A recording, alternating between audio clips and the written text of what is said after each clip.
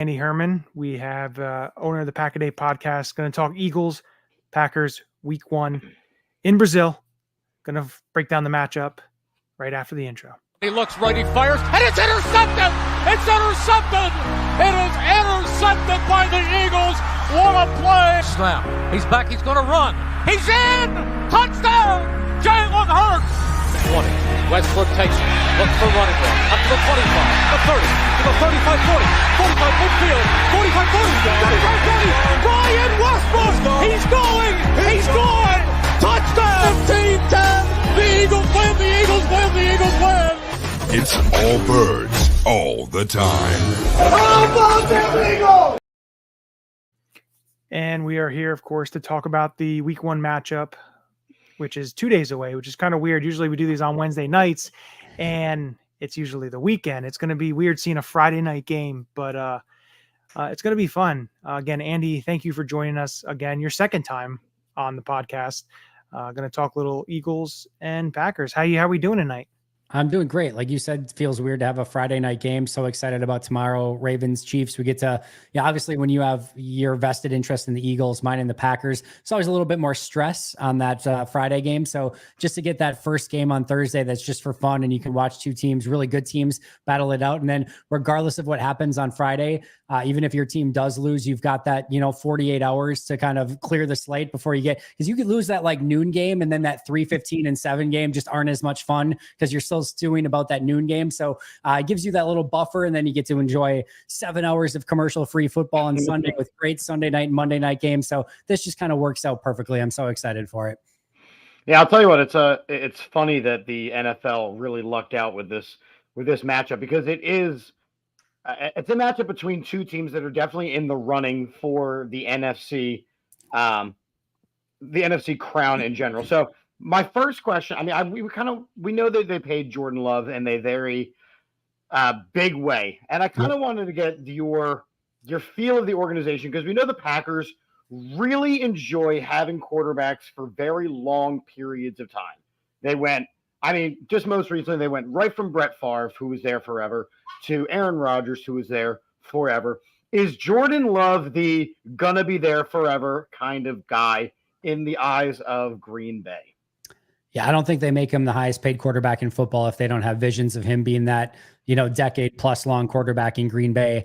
We can already pretty much know his future. He's going to win one Super Bowl. He'll eventually get traded to the Jets after a very ugly divorce at the end of things. Like his future is written in stone already. There'll be a lot of disappointing playoff losses after that one Super Bowl. So we know how this story goes. But no, in all seriousness, I think the team and the franchise thinks the world of Jordan. I think everyone sort of believes that he is still up and coming, that there is still more to what he can do. I think one of the big things for him is his deep ball was a bit of an issue for him last year.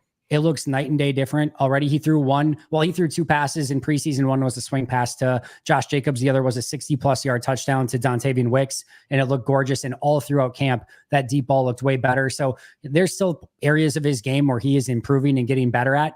I think we still know that last year was a small sample size, regardless of how everyone feels about it. I look at some of the stuff he did in the second half of the year and feel fairly confident of you can't luck into that. You can't the touchdown to Dontavian Wicks against the Cowboys in the playoffs, his ability to recall a blitz pickup check that they put in week 6 of the season that wasn't even in the game plan that week, to recognize that the team was blitzing, get him with a hard count so that they had to tell that they were blitzing, and then to be able to remember a check from week 6, much less get everyone into that check, and then be able to drift far back enough knowing he's going to get hit on the play from a blitzer, and then throw an absolute dime to Dontavian Wicks in the back of the end zone for a touchdown. That stuff does not be small sample size. That is a proven, there's a lot going on that one play. And we saw so much of that in the second half. So it's still a small sample size, and there's going to be probably at some point, just like with every quarterback, some defensive coordinator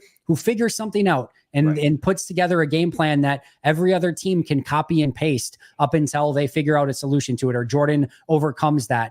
So far, Green Bay's been pretty immune to that, and Jordan's been pretty immune to that. But in likelihood, there's going to be somebody at some point that puts that game plan together. So how he deals with that, and can it be a long-term success thing?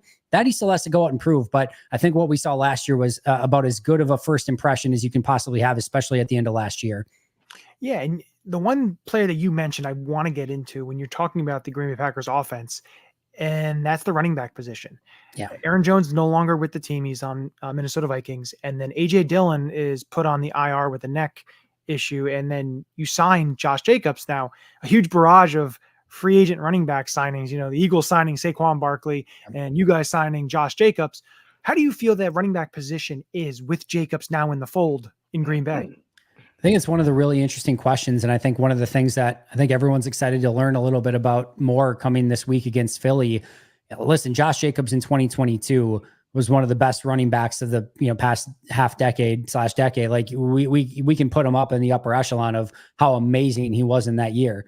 Last year, you look at his yards over expectation, and it was in the negative. It was one of the worst running backs in football when it came to those advanced analytics. And I think the system and what he was asked to do and the surrounding environment that he was in played a lot of a part in that. I think that offense was brutal to watch. There were all of Josh Jacobs' best plays were him making like three guys miss behind the line of scrimmage, only to still get tackled by the fourth guy for like a 1 or 2 yard loss. But it was like he did everything he could on a lot of those runs. How does that look with a legitimate quarterback and a legitimate offense with a pretty darn good offensive line and all of these weapons everywhere else, and a team that can't just focus in on Josh Jacobs, or a defense that can't? So I'm very interested to see if it's 2022 Jacobs or anything close to it.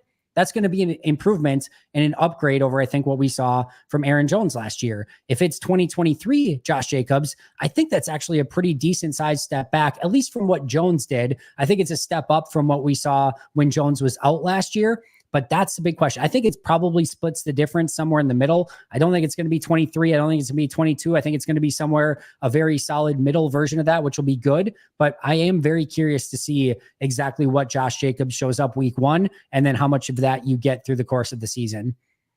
Yeah, I mean, I think the Josh Jacobs move it might be one of those underrated moves, kind of like Johnny was saying. So looking at your roster top to bottom, what to you, and you can pick one side of the ball, what to you kind of still glares as a potential weakness? Whether it's depth, whether it's a starter, where do you still see the team needing to make improvements? I think one of the biggest question marks, and this might be a cop-out to begin with, but is definitely kicker. I think they just got Braden Narvison, an undrafted free agent from the Tennessee Titans, off of waivers at cutdown time. That's their kicker going into the year. He's brand new to the team. He's an undrafted guy, like I mentioned, and you don't know what to expect. Now, he looked good in preseason. He's gotten rave reviews from his first week at practice. It looks like they've kind of found their guy, at least after they tried 6 different kickers this offseason and finally landed on Braden Narvison. So that is a massive question mark. And especially in a game like this against Philly, where you're expecting it probably to be, or at least it very well could be, down to a field goal. This could be a very close game. And going into the playoffs eventually, Anders Carlson missed a key field goal against the 49ers last year in the playoffs. And that was a huge reason why at least a big piece of why they lost that game. So I think that's going to be a big question mark. I think the linebacker position, I know you guys are going through this a little bit as well with off-ball linebacker, especially now with Devin White. The history of the Eagles offense and defense. Yes. But Quay Walker, former first-round pick, there's a lot of expectations with him in this new defense. Can he live up to those? That's going to be a question. But I think they were expecting maybe Edgerrin Cooper, Tyron Hopper, their 2nd and 3rd round picks, to be those guys that were going to step up with him. Right now, they're depth pieces. They went through some injuries through the course of camp. I think we see a little bit of Edgerrin Cooper if he's healthy enough in this game, but probably 8 to 10 snaps would be my guess. And right now, Isaiah McDuffie is the nickel. And then the third base linebacker is Eric Wilson, the sort of journeyman. And I think there's a lot of question marks at that linebacker. We know all about Eric Wilson. Yes, that's true. Very well said. So yes, there's a lot of question marks still at that linebacker position. And then we can go like every team has offensive line depth questions, right? So that's literally every team, but there's certainly some questions there. But I think those are the big two to me. And I do want to see as well, Jair, you have at one corner, and he had a little bit of a down year last year, but he's looked phenomenal in camp so far. But Eric Stokes and Keyshawn Nixon, their other two corners, even if Jair is awesome, it just means you're going to throw at Stokes and Nixon even more because you don't want to throw at Jair. So those two, especially when you get matchups against whatever one this week that Jair is not covering, you still have either a Devontae Smith or an AJ Brown and now Jahan Dotson as well to potentially worry about. That's going to be a very big question mark as well. So you talking about the defense, I want to bring this up because, the Eagles have a new defensive coordinator in Vic Fangio. Now, they played a lot of the similar scheme that they've played the last 2 years. His scheme just not run by the mastermind himself. So Now the Eagles have that. Now, when you look at the Green Bay Packers, they're going to be running a 4-3 defense now for the first time in, it's got to be over a decade, I would think. It's been a very long time. How does it feel like the personnel that the Packers have, how does it incorporate a 4-3 defense? You think it's a lot of interchangeable parts? Do you think it's something that maybe, I know defenses aren't really 4-3, 3-4s anymore. They're kind of like 4-2-5, you know how that goes. But how do you think switching schemes is going to affect them and may help them? What do you think? Yeah, everyone sort of felt in the Joe Barry era that everyone was sort of playing a little bit of a brand of football that they probably shouldn't be playing. They had more man-to-man press corners and Stokes, Jair, Carrington, Valentine that were playing a lot of off-ball zone coverage, and it just didn't fit them very well. The safeties they had last year didn't fit in any scheme, so they changed that position over entirely. We'll go over that more in just a second, but Quay Walker felt like he needed to be more of an attacking linebacker, and he was playing a very passive brand of football. You had Rashawn Gary and Devontae Wyatt and LVN and Preston Smith, and these guys that wanted to pin their ears back and go after and get the quarterback and play a more aggressive brand of football, and they were not asked to do that. So I think you actually end up with just about everyone on this defense being in a better fit from a scheme standpoint. I think Gary Preston and LVN all better with hand in the dirt as defensive ends. I think Devontae Wyatt and Carl Brooks much better as gap penetrating defensive tackles in this scheme, which I think they're going to play a lot more of. I think the linebackers are meant to play fast, aggressive, flowing to the football team football. And I think that's what they're going to do in this scheme. And again, we talked about the corners, and then you get Xavier McKinney, who, if you were to, draw up a safety that could play in this defense, I don't know that you could draw one up better than what Xavier McKinney would potentially be. So I think they have the pieces that they need to be successful. Now it's just, what does this Jeff Affley defense look like? Can they execute the way that they're supposed to? And can they actually be better on the field? It looks awesome on paper. Fortunately, as you guys know, it's not always played on paper. So speaking of kind of on paper here, I like to venture onto ESPN's depth chart and ESPN's roster of your team. Yep. And what became shocking to me very I've told you time and time again, ESPN depth charts. I keep telling you the site to use. It's Ourlads. I'm not even looking at the depth chart. I'm looking at the roster here.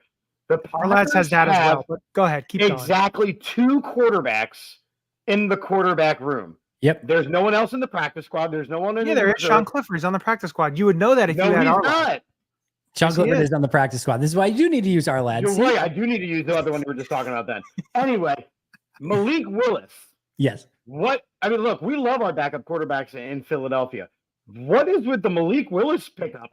No, see, you guys screwed it up for everyone because everyone had the understanding and the knowledge that if your backup quarterback goes in, you're just screwed. You don't have any chance after that. And you guys had to go and screw it up and be like, no, Nick Foles can go in a Super Bowl. And now everyone's got to talk about their backup quarterback more. So thank you for ruining it for everyone. So here's where it was at. Sean Clifford and their 7th round pick, Michael Pratt, both had mostly disappointing off seasons. I actually thought Pratt was a little bit better, but there was something there that they were clearly like, we're moving on. We're not even 5 years of Sean Clifford at Penn State. I understand. Yes, and so the Pratt they just moved on from. He's not even on the practice squad. He went to Tampa's practice squad.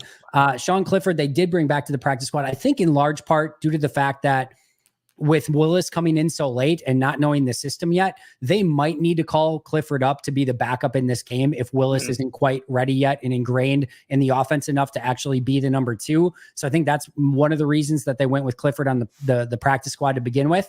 But I think the thinking here was twofold. One, they needed to be better at backup quarterback in some capacity. And Malik Willis, for all of his faults, which there are definitely plenty, did definitely go out this preseason, albeit against mostly maybe some number 2s, but a lot of number 3s, and played a whole heck of a lot better than he did in previous preseasons. We saw him get rid of the ball a little bit quicker. We saw him make some big plays, both with his feet and with his arm. There was a little bit more something there. Either way, regardless of what way you want to spin it, he was better than Sean Clifford or Michael Pratt was. So this was a 7th round pick where at minimum, you are getting a player with far more talent at quarterback than what they had on the roster already. But this is not your move that was made later in the week where Taylor Heineke was moved for a 6th round pick, where you get sort of that more proven, established backup that can go 2-2 in a 4-game stretch. We don't know if Malik Willis is that, but in a very Packers way, Malik Willis is still that developmental quarterback who they're now going to put with one of the best quarterback coaches in the league in Tom Clements and say, is there something still to unlock here? They love the potential of him. They know that it's not there yet, that there's going to be a lot of work to be done, but they sort of split the difference and said, let's get somebody dynamic who's got a live arm, who can do some things, who's at minimum better than the guys that we have, and take sort of a shot on all of this talent that's there that's still not, come together yet. So, but it's shown a few signs in preseason. So I think that's their thinking. Whether or not it works out or not remains to be seen, but I can at least see the blueprint of what they were going for there. So I want to bring up a matchup here. I'll get what your matchup, basically your big matchup you're looking forward to watching. One that I'm looking forward to watching is the Eagles defensive line defensive line pass rushers against the Packers offensive line. And the big key to this is the Eagles go out and they sign Bryce Huff. They get rid of Hassan Reddick. Fletcher Cox retires. Well for you guys, by the way, that's turned out pretty well so far for you guys. It really has. I agree with you 100% on that. But my thing is looking at the Packers, like their interior of their offensive line, to me, I think is really good. With the way I look at it with Jenkins and Myers. And then I don't know if Morgan's going to be starting or it's going to be Sean Ryan. I'm not sure exactly who's starting there. But you look at the interior of their line, and I think their interior line is really good. I think it stacks up, basically strength against strength. When you look at the Eagles and you look at the Packers, it's the tackles. And I want to really get your focus on Rasheed Walker. I watched him at Penn State. I thought he was a good player. He's really impressed me, in Green Bay, watching him last year. I think he's really come along. And then your other tackle, Tom, like, how does it match up? The pass rushers for the Eagles and the offensive tackles, or I won't go the middle of the offensive line, but the offensive tackles for the Packers. It's interesting because, from a Packers standpoint, I think the feel is actually sort of the opposite, where I think there's a ton of confidence. Actually, maybe a ton is a little strong. There's a ton of confidence in Zach Tom. He's been an absolute stud.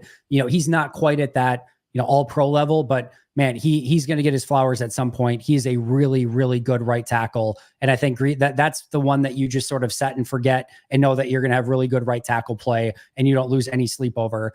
Left tackle, Rasheed Walker, to your point, very interesting story. As a rookie, 7th round pick, he missed almost all of camp in preseason, finally got healthy enough to play in the last preseason game. It was kind of like, I don't know if this guy can even do enough to make the team at this point. Goes out and has an awesome final preseason game, makes the team, redshirts the entire year. Then last year is expected to be kind of the swing tackle. Bakhtiari goes out, kills it in week 1, but unfortunately goes out the remainder of the year following that game. Rasheed takes over, really struggles to begin with. They end up going with a rotation of Rasheed Walker and Yash Nyman at that spot, which then as Rasheed settles down into that position, he just completely overtakes, plays awesome at the end of the year. And he has really looked like he has taken another huge step. I had him as the most improved player of this offseason. I also had him as I think one of the more bigger MVPs of this offseason. Listen, they drafted Jordan Morgan, a player who in the first round was a left tackle in all of college. And everyone knew he had positional versatility. Green Bay does not generally draft interior offense. They don't draft offensive linemen generally in the first round, but they never draft interior offensive linemen. So you would think the idea here is Zach Tom's probably set at right tackle. They wanted somebody to come in and challenge Rasheed Walker. And Rasheed Walker just basically had none of it and said, no, I'm your left tackle. You're going to see. And he was never challenged. Rasheed Walker just won that from day one and never gave it up. So much so that they had to move Jordan Morgan into right guard. So listen, I'm not saying Rasheed is perfect, but he has really come into his own. And I think he's going to be somewhere around like that 15th, 16th best offensive tackle in the NFL, right in kind of like at left tackle, excuse me. And I think it'd be a really solid tackle this year. Zach Tom's going to be really good on the other side. The interior is a little bit more. Elton Jenkins really good at left guard. Josh Myers has had some major ups and downs. And even within a game, you will see plays in a game where you're like, my goodness, this guy looks like an all pro. And then in like 5 more plays where you're like, I'm not sure this guy belongs in the league. And it just can happen at any moment. And you're not sure what you're going to get at any time. And then to your point at right guard, we're not 100% sure if that's going to be Sean Ryan or if it's going to be Jordan Morgan. I actually think we're going to see a little bit of a rotation there. It ended last year with Sean Ryan and John Runyon Jr. in a rotation at right guard. And when Elton Jenkins was drafted, 5-6 years ago now, when he first started, they put him in a rotation at left guard to kind of get his feet wet.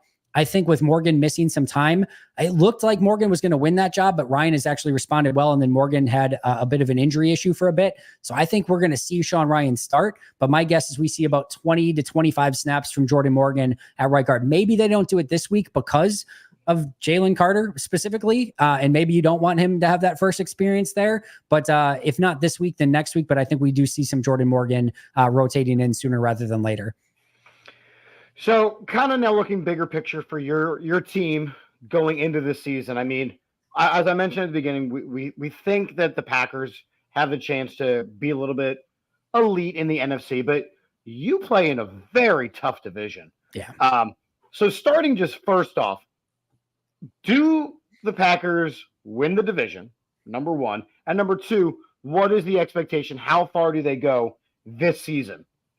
Yeah, to me, Detroit has to still be the favorite in the division. I think they are an incredibly talented team that probably has just had an extra year maybe to mature and just be a little bit, maybe one step further along than what Green Bay is. And I just think if you look at Detroit and how well built they are right now, I think it plays really well in a regular season, and their brand of football plays very well in the regular season, where I think they just end up with more regular season wins. And that's okay. I think ultimately that's going to be, can you win with Jared Goff in the playoffs at a high level? And we've seen him get to a Super Bowl with the Rams. I'm actually very high on Jared Goff overall. Yeah. I think he's really, really improved as a passer, but we'll see if there's a ceiling there. I think come playoff time, I expect Green Bay to be the top non-division winner. So getting that 5th seed, probably playing the NFC South winner in that first round matchup would be my guess. And then I think the expectation is you certainly should not take a step back from where you were last year. You won an opening playoff game in Dallas last year, should be the expectation again this year. Now, can you get past that divisional round? And I think it's fair to have expectations that they have every right to be in the NFC Championship game, and then you see what happens from there. And I think they listen, they beat last year Kansas City in Green Bay. They beat Detroit in Detroit last year. Like, they had some pretty big wins. They beat Dallas in the playoffs. Can you now put that together at the right time and make that run? That remains to be seen, but I expect them to be making noise, hopefully come playoff time, and hopefully be better than they were a season ago. So that's brought us to this point. So I want to get your prediction of the game, and I want to get your Ulecka lock, your lock of the weekend. Yep. It doesn't have to be this game, could be any game. So I'm going to start with the lock. What is your Ulecka lock of the weekend? Yeah. So, I mean, we could go easy, right? We could just do Bengals over Patriots. That feels like a lock of the week material. So a lock is a lock. I'm going to go, a little spicy. Ooh. I am going to go 49ers over Jets. And I know that feels like a close game, and the 49ers have had a really weird offseason. I'm locking in the 49ers. I'm selling on the Jets. I know there's excitement around that team. That team just still feels a little bit off to me. And the Salah stuff, the Rodgers stuff, they have all the talent. There's no question about that. But I think you go into San Fran week 1. I think San Fran will be ready to get Trent Williams back. The Ayuk contract's done. I think momentum's going in the right direction. I'm shorting the Jets a little bit, so I'm going to lock it in. 49ers beat the Jets in San Fran Monday Night Football. Hopefully Aaron makes it through the entirety of the game this year. This is not me being bitter or anything. Like, I want to see him go out now. I'm very interested to see what Aaron looks like in New York. I think that's like such a cool part of the story was like, what does he look like outside of Green Bay? So I'm so excited to watch him, but I think there's still a little bit of wonkiness there, and I'm going San Fran week 1. Well, he also, he has to have a respectable season so that he can sign with the Vikings in the next 2 to 3 years and complete the Favre journey. It's a blueprint. I can't wait for him to start selling jeans. Yeah, thankfully, obviously we've got the injury issue with JJ McCarthy, but thankfully it feels like JJ McCarthy, Caleb Williams, and those guys are entrenched enough where we hopefully will not have any Aaron Rodgers drama in the division. Fingers crossed. What could go wrong?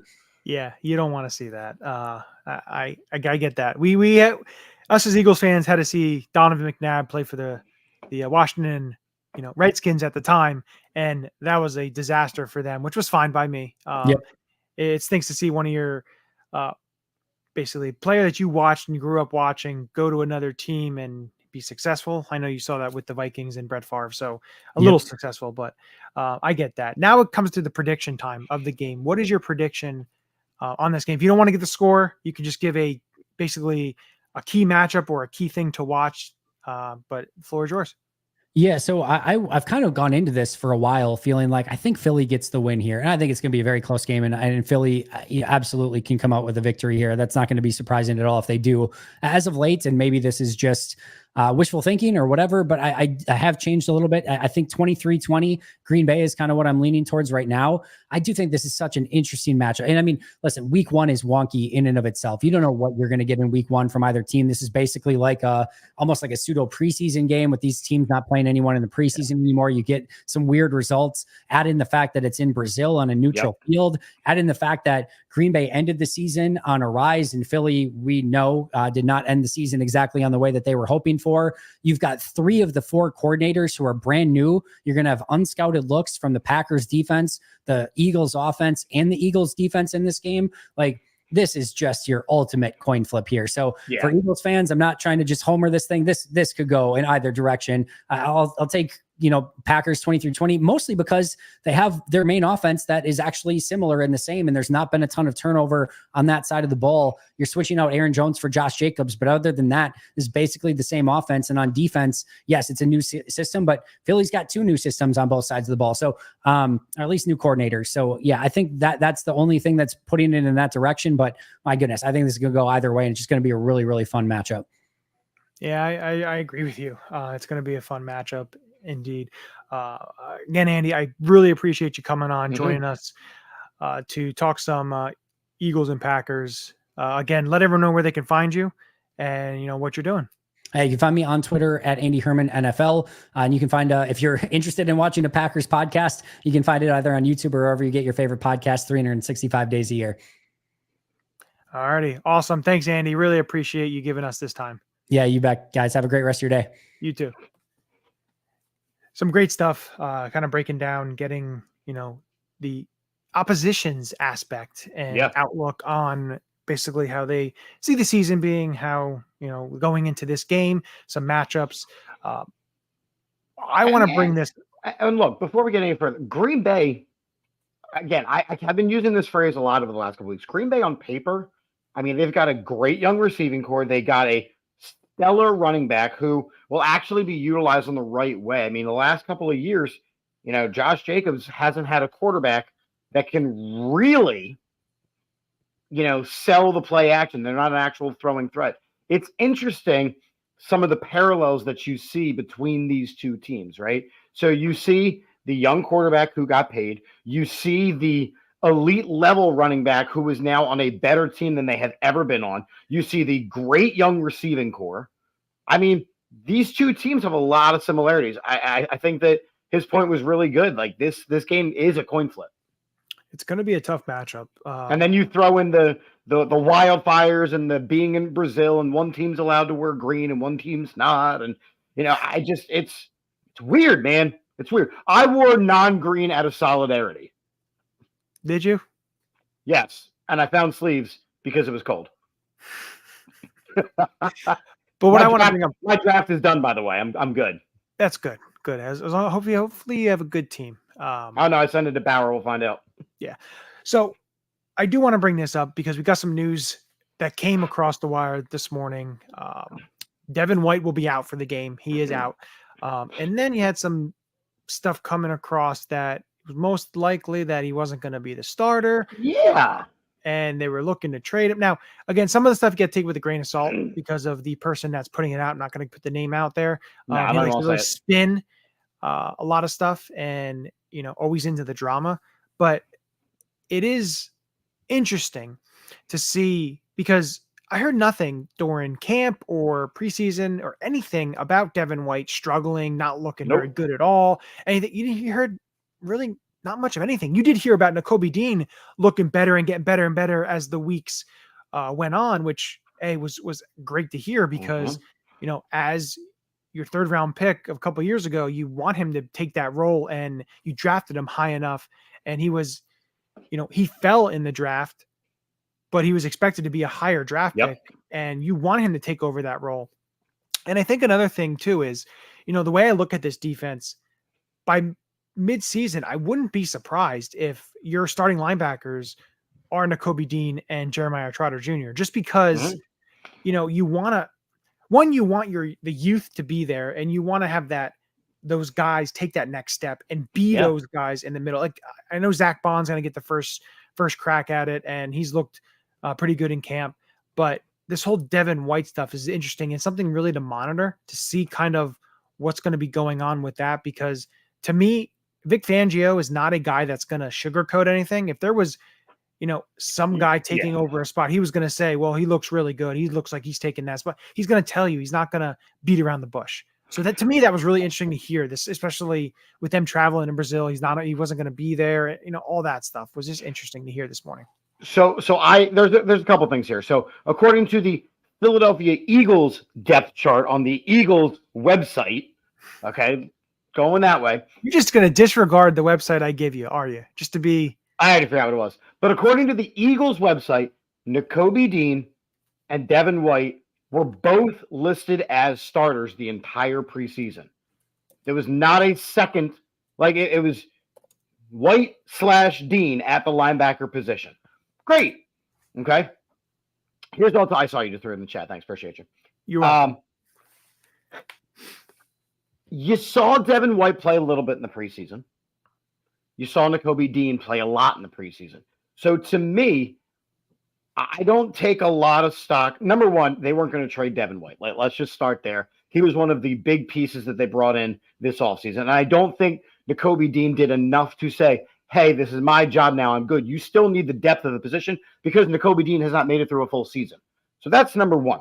Number two, you're also running into an issue where Nakobe Dean has looked better. Great. Devin White is a proven commodity. So if there is any question where this Eagles team is right now, if there is any question at any position, it is fair game. So you know what? Nakobe Dean is going to get the start. He was going to get the start last season. He got hurt. So they had to make adjustments. It is not surprising to me that Nakobe Dean is starting. It is surprising that Devin White is hurt because they kept that very under wraps all preseason, all week. Was he listed on the injury report yesterday? I'm trying to remember because it didn't jump out at me.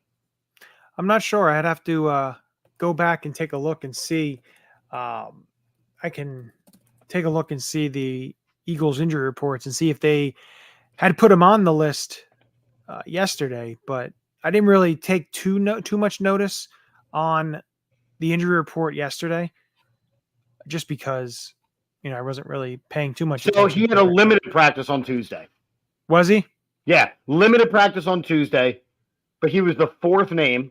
And again, I guess it's alphabetical. And then today, it is the same four names, but he has the designation of out. Okay. Yeah, it's interesting. But like I said, it didn't jump out at me. It said limited practice. So for him to go from limited practice to not even traveling with the team, come on. Yeah, I don't know. It's interesting. The Eagles also did make a roster move. They brought a familiar face back, Mr. Jack Driscoll. I told you. And wide receiver Kyle Phillips. Don't know anything about that one. Practice squad. And Kevin Fulch and Caden Stearns were released. So interesting. I really had some hopes for Caden Stearns just because, but I just don't think he's healthy. Again, he failed the physical with the Panthers. So my guess is just he's not there yet. Potentially maybe down the line when he gets healthy. Maybe you can bring him back. But again, it is what it is. it's intriguing. The Kyle Phillips is intriguing because you have another guy on the practice squad now that kind of can do what Britton Covey can do. So you have a backup plan as a just in case, especially with the way the return games are going to be in play this year. So that's interesting. But yeah, it's just Javier kind of saying a lot of the same stuff that we were alluding to. Might be reaching, but could be that White didn't want to go to Brazil. I don't know. It just doesn't make sense that him being injured out of nowhere. Again, it's not that he was injured out of nowhere necessarily, Javier. He was on the injury report. I think that limited practice to being out says a lot. Yeah, I don't know. It's interesting. It's something we will definitely keep an eye on. We will take notice, after this game and then in the coming week when they come home to play the Atlanta Falcons next Monday night. So again, we'll see where that is. But yeah, it's going to be interesting. It's going to be very interesting. But this game, like looking at this game when we take a look at the Green Bay Packers, and like you mentioned, the teams are very similar in terms of there's parallels all over the place. There are a lot of parallels, and even there's some parallels. Look at Jordan Love and how he ended the season. He was on fire, played really well at the beginning of the season. The first half of the season, they offensively awful. They were very bad offensively in the beginning of the season. But you also look at Jordan Love. He got a big contract, huge contract. And you look at parallels in terms of the two quarterbacks that are going to be playing in this game on Friday night. Jalen Hurts 2022 had a magnificent season, MVP caliber season, and then gets paid. And then he doesn't have the greatest season. The team struggles down the stretch. Okay. And, everyone towards the top of the list of quarterbacks coming into 2023. And then now they have them, some people have them outside the top 10 and, in the top 15 and whatever it may be there. And Jordan Love is in the top 10. He's up there after one good season. It's just, there's a lot of parallels there, but I just think the main thing with the Eagles is, and it comes to the key players inside. When you look at the defense and guys like Jordan Davis and Milton Williams and Jalen Carter and getting that pressure up in the face of Jordan Love, it's going to be a big, tall task because the Green Bay offensive line, they're not going to be just pushed around. They have a solid offensive line. And the only thing is the Eagles are going to have to try to get some pressure, whether it be the interior guys getting it or Bryce Huff and Josh Sweat. Hopefully Josh Sweat goes back to his 2022 version. So it's going to be very interesting to see how they attack this Packers offense defensively. This is the kind of game that scares me because of the type of player that Jordan Love is. Meaning, yes, our defensive line has to get a push. There is no question they've got to get pressure. But they also at the same time have to contain. Because these are the games, and we have seen it many times in the past, where if our defensive line doesn't contain, our linebacking core is not capable of slowing down a mobile quarterback with a big arm, right? So, okay, he starts running. Then he stops running. Then he starts hitting tight ends. Our linebacking core continues to be our biggest question mark. And if they let Jordan Love start to dominate the game single-handedly, if Josh Jacobs is able to start pushing through the offensive line and wearing down the front seven, I mean, it could, being pessimistic for a second, it could be a very long day for the Eagles defense. It could end up requiring a shootout, and the good kind, in Brazil in order to secure the win. The other thing is, don't be surprised if the Green Bay Packers run a lot of 12 personnel. They have Luke Musgrave and Tucker Kraft. They have really good tight ends. So, don't be surprised if they try to exploit the Eagles linebackers by running 12 personnel and see kind of, what they do offensively there. So they have a lot of weapons offensively, a lot of young weapons. So the Eagles are just going to have to try to create pressure as well as they can. It's going to be interesting. It's going to be a battle, especially between, the minds of LaFleur and Vic Fangio. You bleed my own blood, LaFleur. Yeah. And then on, the other side with Hafley, the defensive coordinator of the Green Bay Packers, and Kellen Moore. So it's going to be very interesting to see. It's going to be interesting to see if Green Bay brings some, heavy blitzes, if they try to attack the Eagles at how they were attacked late last year and struggled, and see what kind of answers that they have. So it's going to be very interesting. It's going to be, something to definitely keep your eyes on. But what this brings us to, Chip, some of our favorite segments is when we do the Ulecka Locks. It's time for the Ulecka Locks of the week. Who's your lock? I still need to say daddy. I'm sorry. Who's your lock? Who's your daddy? That's a different show, kids. You're ridiculous. But That's the Friday night naughty show. Moving on. So when we look at the Ulecka Locks of the week, I'm going to go first, if that's okay, unless you have your lock already locked and loaded. It is in my brain hole, but go ahead. No, go ahead. If it's locked and loaded, ready for you in your brain hole, like they like to call it, you go right ahead. It's in my brainium. Real quick, I love, Joe, the stuff that you're putting in the chat right now is amazing, right? You're saying you're riding with Jordan Davis and Nakobe Dean. Can Davis be a Tony Saragusa, Calais Campbell? And he's saying that Nakobe Dean will be a pro bowler. He is that dude. So listen, maybe Joe Dale. I hear you. There you go. It's my brother, right? Chip and Joe Dale. All right, so here is my Ulecka lock, and I am going to just continue to kick teams while they are down. And that team that is down is the New York Football Giants. Oh, boy. The New York Football Giants still have arguably the worst starting quarterback in professional football. I wouldn't say that. Arguably. I guess arguably. Okay. Arguably. Why would you use that? But I did. But okay. And what Joe would like me to do is he'd like me to kick him right now, and I shall. My Ulecka lock is that Daniel Jones will throw interceptions, and he will do it thrice. 3 INTs? Yes, because he will try to force the ball to Malik Neighbors in week 1. In those awful uniforms they're wearing. In those awful, awful uniforms that they are wearing. And I do believe that the Minnesota Vikings, who are struggling offensively, will pick up the slack defensively and pick off Daniel Jones thrice. Book it, Chip and Joe Dale. You bring up that game. It's the game I was going to go. I wasn't going Daniel Jones to the Giants. I was going the opposite side of the sideline. And Justin Jefferson will have let him cook. He's on my fantasy. 150 receiving yards and a touchdown. Let him cook. So that is what. But who's going to throw him 142 of those yards? Sam Darnold. Come on. No, he's going to throw about 8 of them. Listen, the Giants secondary isn't all that right now. So the Giants.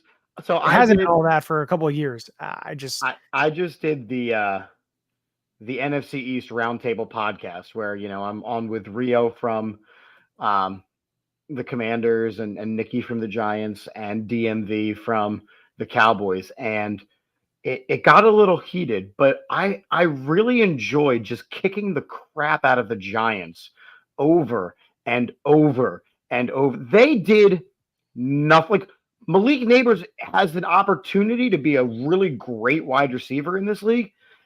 He's going to have his career ruined by New York. Yeah, well, until they get a legitimate quarterback. He's got to be there, what, 5 years? So yeah, they literally unretired a number for the guy. Oh yeah, that's right. He's going to be. I thought that was a bit premature. I'm going to be honest. Listen, I love that idea. I will tell you that right now. I want all numbers available and just go a Ring of Honor. Call it the Hall of Fame nest. Listen, I agree with you. I would like the same thing. Absolutely would love the same thing. I was looking up something here. Something that concerned me a little bit. Hold on. This would require Dion to be the coach of the Giants, Joe. So Justin Jefferson has never played at MetLife. Oh, his knees are toast. That's why he'll go for 150 and a touchdown. So yeah, in the first quarter, and then he'll sit out. Yeah. Yeah, I have the Giants with like maximum 4 wins. I'm going to be honest. Yeah, they're probably getting 4 wins. You're probably right there. Which now brings us to prediction time. Prediction time. Prediction. Is there a song? Oh. Dun dun. There is. Dun dun dun dun. So, I'll start this one off since you started the last one. With your, it's going to be a close branium. What? With your branium and your brain hole? My brain hole. It's going to be a close game. I think it's going to be one of those games where it's back and forth.